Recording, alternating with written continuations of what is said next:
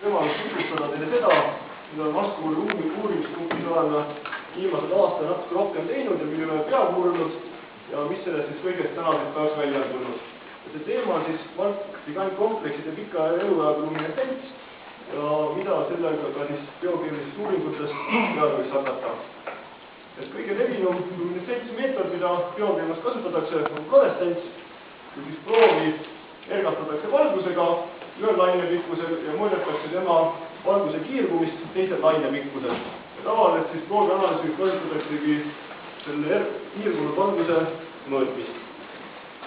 Fluoressentsil on terve rida rakendusi, mida kasutatakse objektide visualiseerimiseks, näiteks mikroskoopiaks, objektide kvantifitseerimiseks ja ka interaktsioonide tugevuse mõõtmiseks, kui palju midagi on ja kui tugevad need interaktsioonid on. Ja samuti, kuna fluoressents on kiire meetod, siis sellega saab jälgida dünaamilisi protsesse, mis toimub, kuna see toimub ja kui kiiresti see toimub. Erinevad näiteks radioaktiivsetest uurimismeetoditest on fluoressentsi eelis see, et ta on ohutu, tänapäeval ka enda sageli vähemalt sama tundlik kui radioaktiivsed meetodid ja erinevad radioaktiivsetest meetoditest ta on enamasti väga kiire, mis just eelis on just see, et on võimalik asju uurida reaalajas. Ja fluoressentsi teine jaamas on see, et fluoressents kiirgusel me saame eristada mitut parameetrit, intensiivsust, lainepikkust, eluiga, mikroskoopiat ja muud, mis tähendab seda, et me ühest objektist saame korraga mitut infot või siis teine variant, me saame korraga vaadata mitut objekti või mitut protsessi. Teine lai valdkond luminetsensmeetodeid on siis pika eluajaga luminetsensmeetodid, mida siis ajalooliselt kõige tuntum on fosforessents ja selle erinevus fluoressentsist on see, et selle kiirguse eluiga on palju pikem. Fluoressentsi tüüpilised eluead jäävad nanosekundi kanti, fosforessentsil ja teistel pika eluajaga luminetsentsi meetoditel need eluead algavad enamasti mikrosekunditest ja võivad kulgeda väga pika elueani välja. Ja selliste proovide mõõtmisel tavaliselt kasutatakse sellist tsüklilist skeemi, mis tähendab seda, et proovi ergastatakse antud skeemis ajahetkel 0 tugeva valgusimpulsiga, seejärel toimub viivitusaeg, mille jooksul kogu fluoressents, valguse ajumine ja muud kiired luminetsentsnähtused kustuvad ja pärast seda viivitusaega toimub mõõtmine teatavat ajaaknas, kus siis me saame detekteerida seda aeglaselt luministeeruva objekti kiirgust. Ja sellise mõõtmisrežiimi eelis on see, et pärast seda viivitusaega on kogu taust praktiliselt kadunud ja mõõdetav signaal on üliväikse müraga, mis tähendab seda, et me saame tegelikult mõõta väga nõrku signaale. Piltlikult öeldes, kui me tahame tähti uurida, siis on vaja päike enne välja lülitada.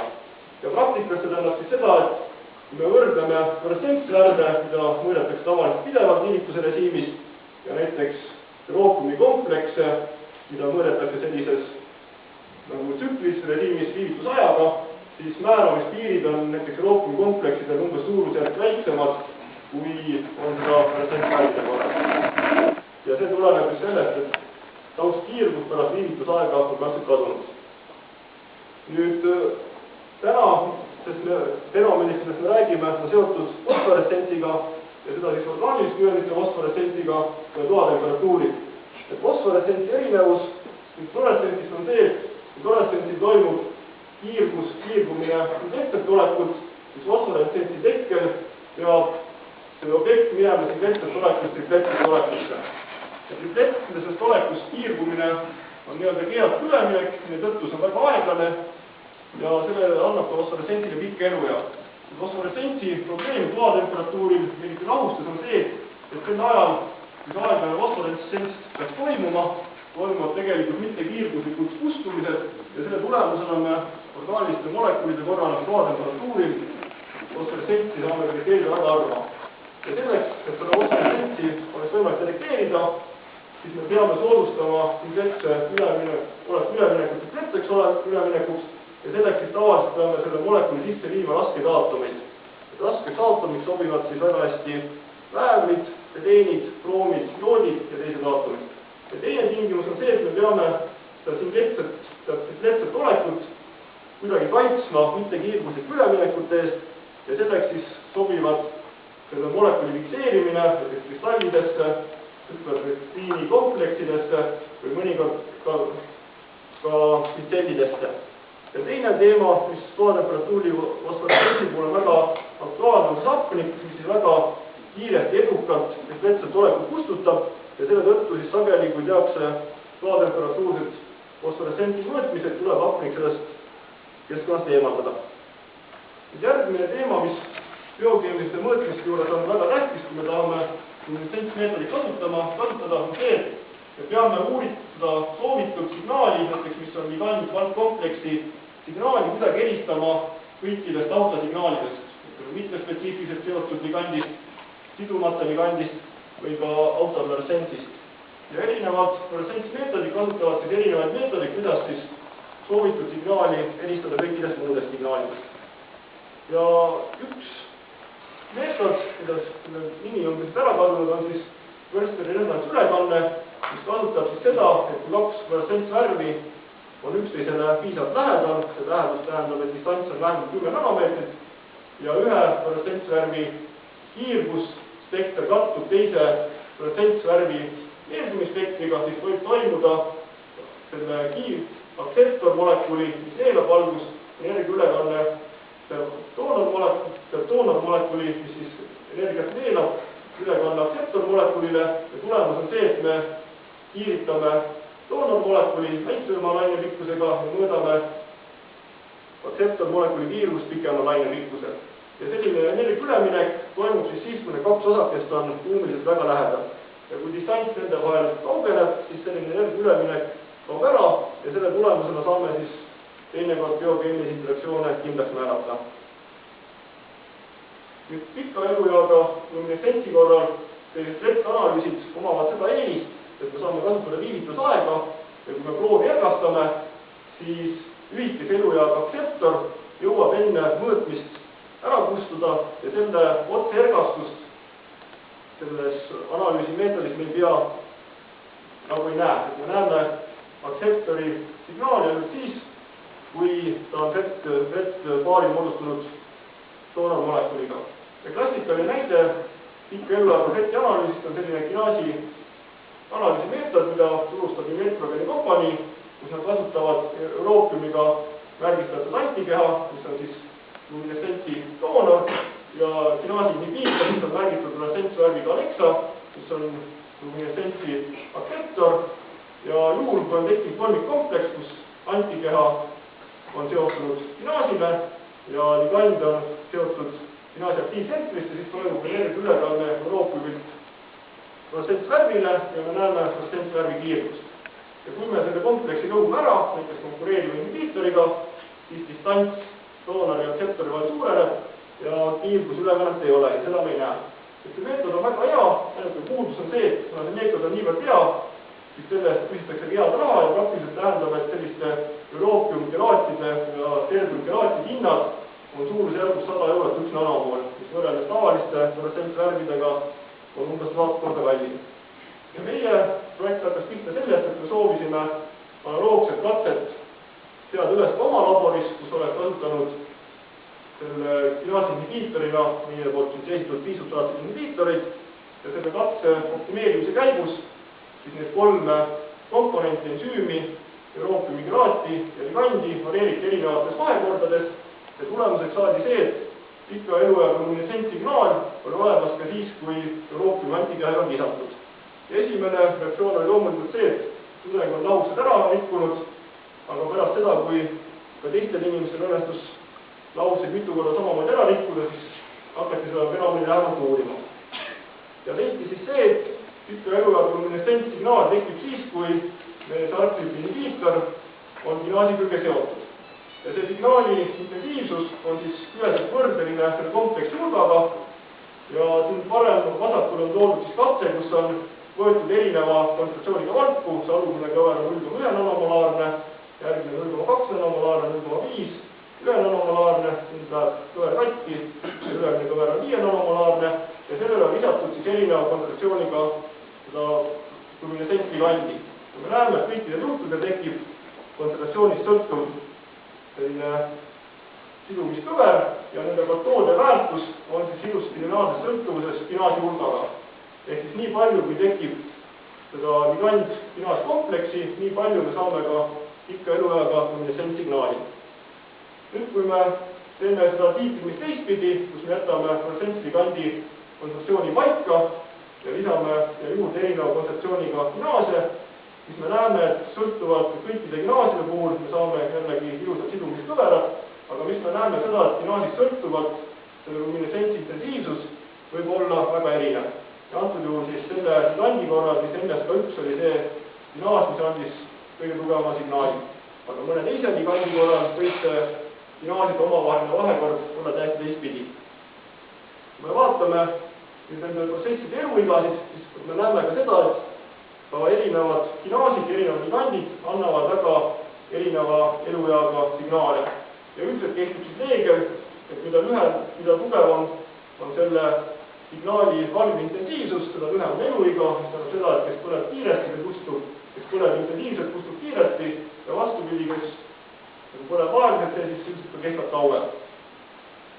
Ja mõõdetud eluead, mis praegusel hetkel on jäänud meil siis 19 ja 270 mikrosekundi piirdesse. Nüüd, kui teha selline kompleks valmis, kus meil on valk ja luminescentsigand ja lisada sinna juurde konkureerivaid inhibiitoreid, siis me saame selle kompleksi ära lõhkuda ja me näeme, et selle konkureeriva inhibiitori kontsentratsioonist sõltuvalt meil toimub väljatõrjumine ja luminescentsignaal kaob ära. Selle meetodi eelis, kuna vaba luminescentsigand signaali ei anna, siis me saame seda vaba ligandi katses kasutada väga erineva kontsentratsiooniga. Ja kui me kasutame seda vaba ligandi suurema kontsentratsiooniga, siis meil kulub ka välja tõrjuvat ligandi rohkem, mis tähendab seda, et need väljatõrjumiskõverad sellest korteri ligandist sõltuvalt, kontsentratsioonist sõltuvalt, nihkuvad paremana. Ja sellise juhul tähendab seda, et kehtib selline klassikaline Stenck-Rousseau võrrand ja selle eelis on see, et sellest tulenevalt on väljatõrjumiskõverates ka sidumiskonstanti leidmine matemaatiliselt väga lihtne ja teine asi tähendab seda, et kui me kasutame suure kontsentratsiooniga võrdlusligandi, siis me saame ka väga tugevate inhibiitorite väljatõrjumiskõveraid nihutada paremale ja selle tõttu me lähme sellistest nagu üks-ühele valguga sidumisalast eemale. Tulemus on see, et me saame sellise meetodiga iseloomustada väga laia aktiivsuse vahemikuga ühendid. Teine eelis sellisel formaadil on see, et see on väga tundlik, kui me teeme katset 384 formaadises mikroliiterplaadis, siis valgu kulu, mis meil ühe sellise andmepunkti mõõtmises kulub, algab umbes 1 femtomoolist. Selleks, et saada hea signaali, tugevat signaali, siis teinekord tõstus natuke rohkem, aga see piir hakkab 1 femtomoolist pihta. Ja kui me vaatame sellisel moel leitud erinevate inhibiitorite sidumiskonstante, KD-ga ja võrdleme seda synkinetika reaktsioonidest mõõdetud inhibeerimiskonstandiga, kes me näeme, et korrelatsioon nende suuruste vahel on väga hea ja võime öelda, et me mõõdame ühte asja. Teine omadus, mis sellel on, kuna me saame kasutada fluorescentsigandi suure kontsentratsiooniga, me saame kasutada ühe ligandiga väga palju erinevaid kinaase, ka neid, mille sidumiskonstant vastavale ligandile ei ole just kõige parem. See jutt oli selleks, et kuidas sellise proovida iseloomustada inhibiitoreid nagu termodünaamiliselt, kui tugev on nende sidumine, siis järgmine meetod näitab seda, et me saame inhibiitorid iseloomustada läbi kineetika, ehk siis mõõta inhibiitorite dissosiatsiooni valgkompleksis. Ja seda eksperimenti teostatakse niimoodi, et alguses teostatakse uuritav inhibiitor valgu kokku, et enamus vaba valku on seotud ja seejärel lisatakse juurde suures kontsentatsioonis seda argluminescentsigandi niimoodi, et kui valk vabaneb, siis kogu vabanev valk seotakse argiga kompleksi ja me näeme kiirguse tekkimist. Ja see kiirguse tekkimine on siis imiteeritud vaba valgu vabanemisega ja kui me seda ajas mõõdame, siis selle järgi me saame seda sekstsiooni kiiruskonstanti erinevate ligandide mõõta. Ja siin on siis mõningad näited selle graafikutena. Ja seda suurus, siis seda sekstsiooni konstanti nimetatakse kirjandust residentsi ajaks ja ravimite puhul näidatud, et need omadused tegelikult sõltuvad lisaks ka nende sidumiskonstandist ja sellest, kui kiiresti toimub nende sidumine. Nüüd teine rakendus nendel on erinevad rakku uurimised ja see saab siis võimalikuks selle tõttu, et arttüüpi inhibiitorid sisenevad rakkudesse ja kui need arttüüpi inhibiitorid on rakkudesse sisse läinud, siis me saame vaadata nende käitumist rakkus. Ja üks katse, mida me oleme palju teinud, on siis see, et kuidas mõõta arttüüpi inhibiitoritega rakkudes TK aktivatsiooni. Ja kui TK on inaktiivne, siis arttüüpi inhibiitor nendega ei seostu, signaali ei ole. Kui TK kas reseptori kaudu või adenodaadi kaudu aktiveeritakse, siis vaba katalüütiline ala ei vabaneb, inhibiitor seob selle külge ja näeme signaali. Ja kui me konkureeriva inhibiitori paneme sinna peale, me saame kompleksi ära lõhkuda ja jällegi signaal kaob ära. Ja eksperimendina näeb see tulemusena välja niimoodi, et mikroliitrplaadi põhjas on rakud.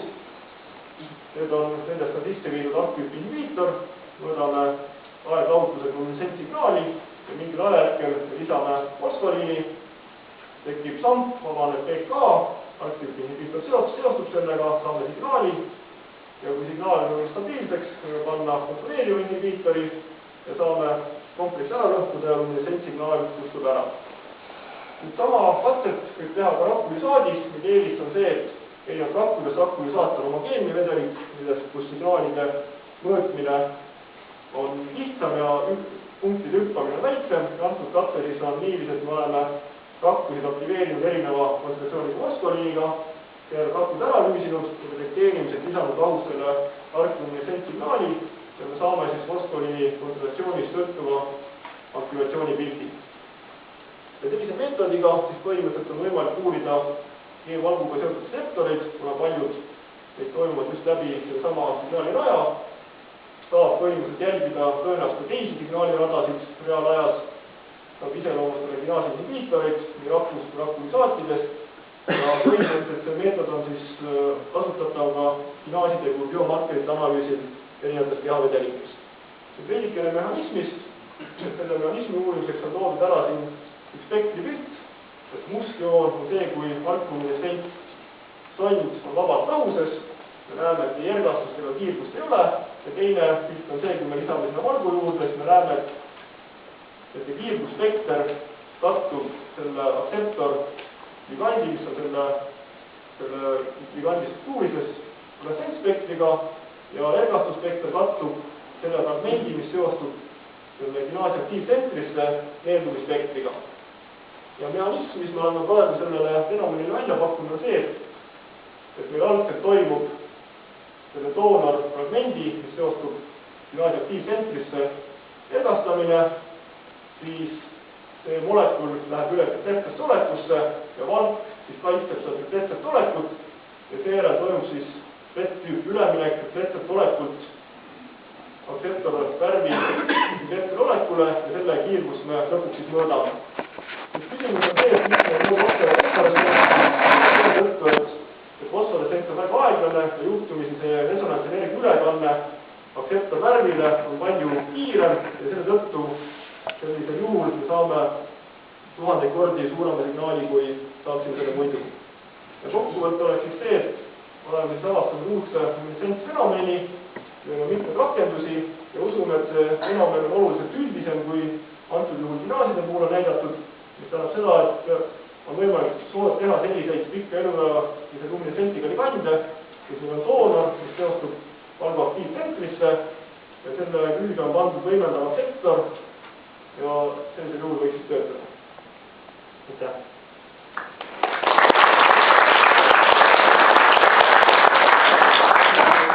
Meil on aega 8 küsimus.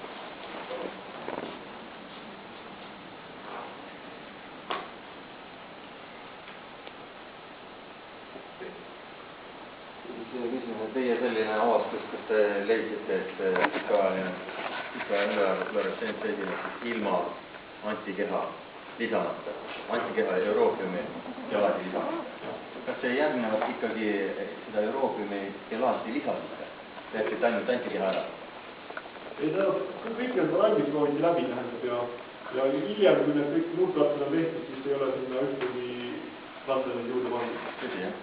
Aga muidu valke proteiikinaasidel on ka metallisilumistaisid, nii et euroopium võiks joostada kusagil siilisilumistaisid seal lähedal. Antud juhul ei tohiks seda Euroopulit kusagil olla, et kui nad Euroopulit sinna ei pane ja vist kõikidel gimnaasiumidel ka ei ole nad välismine saite, et see on osadel ainetel ei ole.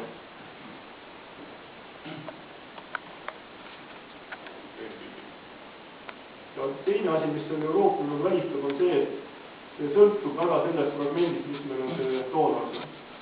Ja kui ergastuspekter langeb selle doonori kiirguspektriga kokku, siis me eeldame, et see käib ikkagi ergastus käib läbi selle fragmendi.